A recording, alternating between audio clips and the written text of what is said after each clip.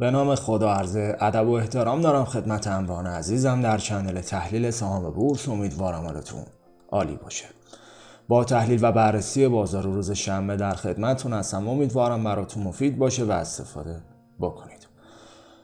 بریم دوباره مجددا سراغ بازار کاملا قرمز رنگ امروز و پارامترها رو بررسی بکنیم که مشخص از نقشه همه پارامترها چه وضعیتی رو دارن و حتی از لحاظ تکنیکالی هم یکم خطرناک شده بازار. بریم یکی یکی پارامترها رو با هم ببینیم. اول از همه حالا دوباره اگر در جریان نیستید دوباره بحث جنگ و بقیه موارد بولد شده و تاثیرش رو مجددا روی بازار دیدیم. با اینکه یه تایمی ما حالا کمتر شده بود اون تاثیر و کمتر اون موارد رو میدیدیم توی این یکی دو هفته، دوباره از امروز صبح این وضعیت قبلی مجددا تکرار شد و یه فشار فروش به شدت بالایی امروز روی بازار دیدیم. از اون طرف دلار دوباره افزایش پیدا کرده تا عدد 52,000 تومان و تا این سقفی که اینجا ثبت کرده بود حدوداً 2.5% دیگه فاصله رو داره و ببینیم حتی کندل امروز روی چه عددی بسته میشه. الان کندل امروز با یه گپ حدوداً از اوپن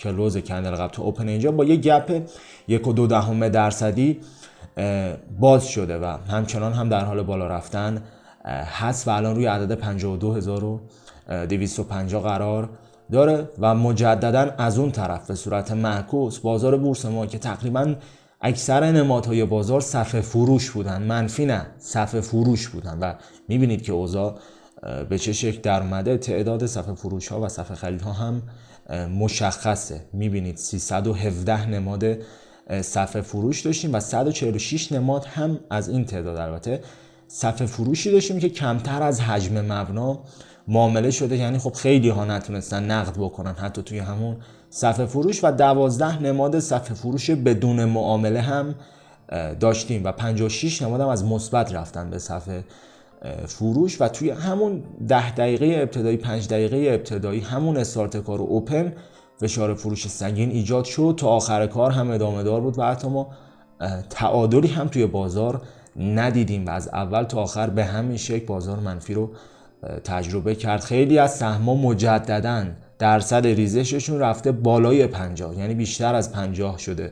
60% داریم، سهمایی هم داریم که کمتر باشه، ولی عمده نمادها از درصد کاهشی که روی شاخص کل داشتیم بیشتر شده ریزششون. ببینید درصد کاهشی که ما روی شاخص کل داشتیم از این سقفمون تا این کف تا الان بوده حدود 23% و عمده نمادهای بازار بیشتر از این درصد ریزش رو تجربه کردن. یه سری کمتر بوده این درصدشون، خیلی کم پیش میاد که کمتر از این درصد ریزش رو داشته باشن، اما عمدتاً بیشتر از این درصد ریزش داشتن. اگر رندوم بریم روی نقشه و مشاهده بکنیم سهم رو، حالا هستن گفتم استثنا وجود داره، ولی رندوم هم اگر بریم ببینیم می‌بینیم چه اتفاقی افتاده. نمونه توی فلزات اساسی زیاد هست، توی شیمیایی به خصوص خودرویی ها خود لیدرهاشون. نمونه خودرویی که من امروز چارتش رو توی کانال تلگرام هم گذاشتم به 50% ریزش رسید و الان نیاز به 100% رشد داره تا بتونه اون ضرر رو جبران بکنه. یه سطح حمایتی اینجا داشتیم که به راحتی میبینید شکست با فشار فروش بالا به راحتی شکسته شد و الگوی سرشونه سقفی که گفتیم احتمال کم وجود داره که تشکیل بشه، همون احتمال کم داره اتفاق میفته و داره بازار به سمت پایین حرکت میکنه. این الگو رو خدمتون گفتم و داره سهم خودرو به سمت عدد 200 تومان حرکت میکنه. دقت کنید به عدد سقف تاریخی حدود 463 تومانه. تا الان حدود 50% ریزش رو تجربه کرده، حدود 50% ریزش بوده و نصف شده قیمت سهم و اگر از همینجا بخواد برگرده برسه به سقفی که اینجا میبینیم نیاز به 100% رشد داره و دقت بکنید کسایی که توی سقف 99 ورود کردن از همینجا تا سقف 99 نیاز به 250% بازدهی رو داره. اینجور مواقعی که اهمیت حالا حد ضرر بارها و بارها گفتم خدمتون، اینجا اهمیتش مشخص میشه و باعث افتخاره که حالا توی این ریزشی که توی 6-7 ماه اخیر داشتیم کل ضرری که توی کانال وی آی پی ما داشتیم حدود 13% بوده. من کامل توضیح دادم خدمتون طی چند مرحله بوده، به چه شکل بوده، هر مرحله به چه شکل بوده، حد ضررمون چقدر بوده و چیزی که به شما کمک میکنه توی بازار اینه که توی روندهای ریزشی بتونید سرمایه‌تون رو حفظ بکنید، اصل سرمایه از بین نره. ضرر همیشه وجود داره و ضرر میکنید. گفتم کسی نیست که بگه من ضرر نمیکنم. منم گفتم خدمتتون ما 13% ضرر کردیم توی کانال VIP. ولی برید نمونه سهم‌ها رو ببینید. همین سهم 50%، عمده سهم‌ها 30-40% حداقل تا 60% ریزش رو داشتن و وقتی بازار برمیگرده اون 13% به راحتی جبران میشه و بعدم سریعا پورتفوی وارد سود میشه. پس میگم دوباره خدمتتون توی روندهای ریزشی حفظ سرمایه نیازی نیست که به صورت حالا بخوایم ما زورکی بخوایم توی بازار ریزشی بخوایم سود بکنیم و توی روندهای سودی گرفتن سود بیشتر از حالا افزایش شاخص ها و همینه که برآیند رو توی بلند مدت مثبت میکنه. فرمول جادویی وجود نداره. کل داستان همینه. من واضح دارم خدمتتون میگم و همین که شما توی ریزش ها ضررهای زیادی نصیبتون نشه خودش برد بزرگی به حساب میاد. نمونه شما فرض کنید کل پولتون روی خودرو بوده و نصف شده اینجا سرمایه. دقت بکنید سرمایه‌تون نصف شده و نیاز به 100% سود دارید تا سرمایه‌تون به حالت قبلی برگرده. ببینید درصد کمی نیست و اگر حتی با 20% یا حتی 15% حد ضرر خروج کرده بودید نیاز به 25% سود داشتید. خیلی متفاوت بود. 25 تا 30% سود نیاز داشتید. خیلی متفاوته با 50% ریزش و متاسفانه تعصب هم وجود داره. من اسکرین شات رو توی کانال تلگرام گذاشتم. دوستانی هستن که متعصبن روی سهمشون و به هیچ نحوی خروج نمیزنن. وقتی ورود میزنن دیگه باید سهم داشته باشن تا چندین سال آینده. نه نقطه ورود براشون مهمه، نه حد ضرر مهمه، نه وضعیت بازار مهمه، نه پولی که توی بازار مهمه، نه بحث دلار مهمه، نه اخباری که وجود داره مهمه. هیچ کدوم براشون مهم نیست و تنها تفکری که خیلی‌ها دارن اینه که حقوقی ها میخوان سهم رو از دستشون در بیارن و حقوقی ها بازار رو عمدن منفی میکنن تا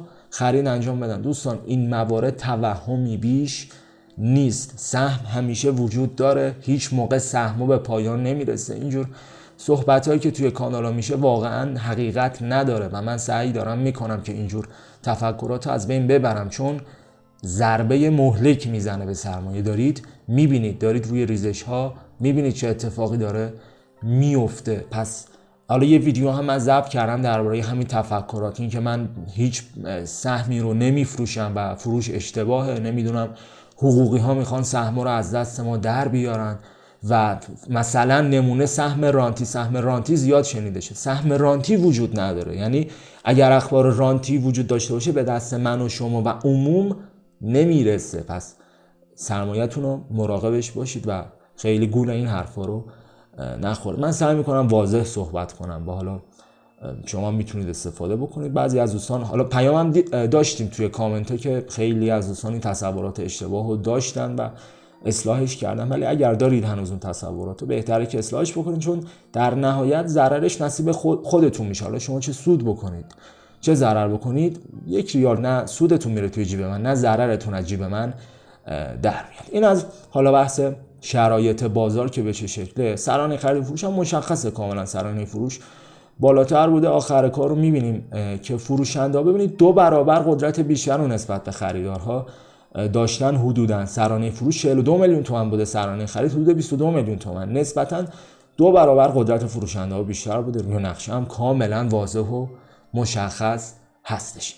اما بریم چارت ها رو با هم ببینیم که یک کندل ماربوزوی قدرتمند و روی تایم روزانه دیدیم. کندل هفتگی هفته گذشته ضعیف بود. بذار من برم روی هفتگی. یک کندل هفتگی ضعیف رو دیدیم و الان کندل همین هفته با یه دونه کندل روزانه ببینید به چه شکل در اومده و به کندل های ماهانه هم دقت بکنید. ما یک کندل صعودی ماهانه داشتیم و الان 2 کندل نزولی ماهانه رو داریم. حالا البته زوده برای بحث کندل ماهانه. تاریخ رو ببینید امروز 6 و مونده حالا که کندل ماهانه بسته بشه، ولی به هر حال فشار فروش بالا منجر به تشکیل یک کندل ماربوزوی نزولی شد و الان رسیدیم به سطح حمایتی که مشخص شده بود و توی روزهای آینده باید ببینیم که واکنش نسبت به این سطح حمایتی چیه. دقت بکنید کانال اصلی ما به این شکل بوده. این کانال بوده. من کفش رو دوبل کردم. دیدیم واکنش کوچیک هم داشت ولی با یک کندل فعلا شکسته شده و این سطح استاتیک رو سر راه خودمون داریم و اگر شکسته بشه باز هم حرکت رو به پایین و بازار ادامه میده و به سمت میدلاین باید حرکت بکنیم. یه موردی که توی بازار وجود داره، گفتم به تابلو توجه زیادی داشته باشید. میله های حجم رو ببینید. ما توی این 6-7 ماه گذشته افزایش ماژور ارزش معاملات رو ندیدیم. یه سری افزایش های کوچیک رو داشتیم و حالا توی بازه های زمانی کوتاه بود. دقیقاً اینجا 1-2 هفته‌ای که بازار مثبت شد، یه افزایش کوچیکی داشتیم، دوباره کاهش اتفاق افتاد. اما به اینجا دقت بکنید، ارزش معاملات و میله های حجم رو ببینید و میبینید بازار داره همه چیز رو به ما نشون میده. واضح داریم اعداد رو میبینیم، واضح داریم خروج پول رو میبینیم و همه چیز مشخصه. هنوز برگشت ماژور اتفاق نیفتاده. هفته گذشته گفتم خدمتتون اگر این مقاومت رو به بالا شکسته بشه، یه لگ سعودی رو اینجا ببینیم، احتمال الگوی سر و شونه کف وجود داره. شونه سمت چپ، سر الگو شونه سمت راست. ولی لگ سعودی تشکیل نشد و اومده الان رسیده به کف شهریور. اینجا آخرین عددیه که توی شهریور 31 شهریور این کندل ثبت شد و الان دوباره رسیدیم به همون محدوده. اگر برید روی سهماتون ببینید، افزایشی که اینجا داشتیم کمتر بوده از کاهشی که روی این موج داشتیم. روی اکثر سهم‌ها این اتفاق افتاده و گفتم اگر روی پورتفولیوتون برید ببینید، اگر نقد نیستید این مورد متوجه میشید کاملا. شاخص هموز هم کاملا به همین شکله. این کف قبلی دوباره رو به پایین زده شد. ما یه سقف بالاتر اینجا داشتیم ولی گفتیم منتظر کف بالاتر هم هستیم. هنوز کف بالاترمون ثبت نشده بود. گفتیم اینجا اگر یه لگ رو به بالا داشته باشیم، دقیقاً مثل شاخص کل، اینجا یه کف بالاتر نسبت به کف قبلی داریم. کف بالاتر ما ثبت نشد، اینجا کف نیست. در صورتی میدونیم بگیم کف که یه حرکت رو به بالا ازش ببینیم و بگیم آقا کف بالاتر اینجا نسبت به کف قبلی ثبت شده و الان دوباره اومدیم کف پایینتر رو زدیم. دقت بکنید به کفا همه هنوز دارن پایینتر ثبت میشن و الان هم کف قبلی رو به پایین زدیم و توجه بکنید فقط همین یه دونه سقف بالاتر رو داشتیم و هنوز روند نزولی ادامه داره. اگر این کف برمیگشت بالا، تبدیل به روند صعودی رو میتونستیم واضح هم ببینیم ولی این اتفاق نیافتاد و این کندل ها با خبر ایجاد شدن. دقت بکنید، کندل ها با اتفاقاتی که توی روز داره اتفاق میفته ایجاد شدن. پس یه صحبتی هم داشتم خدمتتون، گفتم خیلی اصلا روی سطوح و همین خط مشخص میکنن. اینکه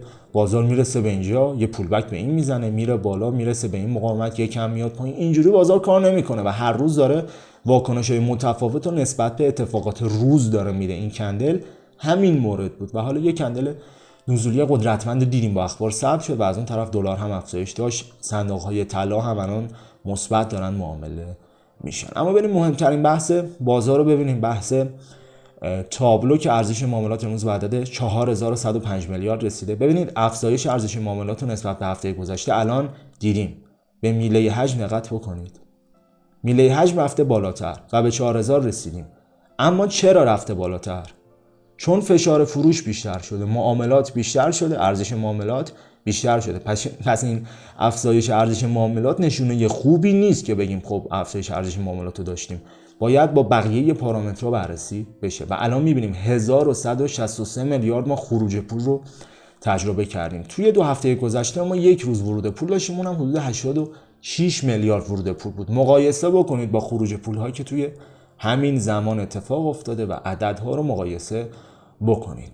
و از صندوق درآمد ثابت و مختلط هم حدود 619 میلیارد ما خروج پول رو داشتیم که حالا روزهای آینده دوباره تبدیل میشه به بحث ورود پول. 5% بازار کلا مثبت بوده، حدود 36 نماد و 95% یعنی 719 نماد منفی بوده و میبینید شرط به چه شکله. شاخص کل هم حدود 2.5% کاهش و هموز حدود 3.5% کاهش داشته. توی روزهای منفی هم حمایت هایی که اتفاق میفته روی شاخص سازهای، یعنی روی سهم‌های کوچیک‌تر ما حمایت های خیلی قدرتمندی رو نمیبینیم و خب میبینیم که شاخص کل هم به همین جهت کاهش کمتری رو نسبت به شاخص کل هموزن داشته. بریم گروه ها رو هم با هم داشته باشیم. بیشترین ورود پول مربوط به صندوق های کالایی بوده. همین بحث طلایی که خدمتتون گفتم مثبت، الان 88 میلیارد ورود پول داشته. ورود پول دیگه کلا نداشتیم. از اون طرف خروج پول ها رو داریم. رتبه 1 صندوق های درآمد ثابت 616 میلیارد، گروه بانکی حدود 156، فلزات اساسی 138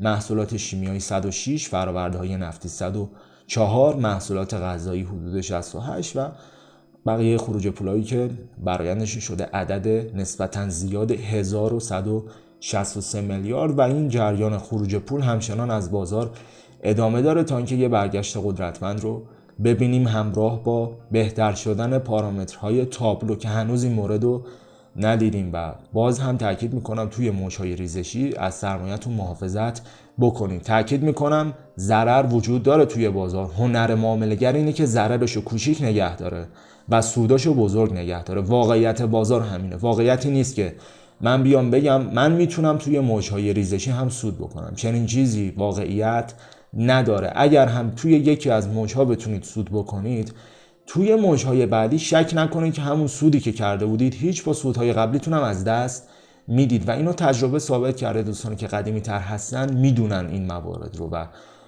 بهتره که به این مورد یعنی حفظ پول توی موج‌های ریزشی توجه بیشتری داشته باشید. امیدوارم نکات براتون مفید بوده باشه. ممنون میشم اگر ویدیو رو دوست داشتید حتما لایک کنید، کانال رو سابسکرایب کنید و یه کامنت انگلیسی هم توی بخش کامنت حتما بذارید. مرسی از اینکه تا آخر با من همراه بودید. تا ویدیوهای بعدی شما رو به خدای بزرگ میسپارم. خدایا رو نگهدارتون.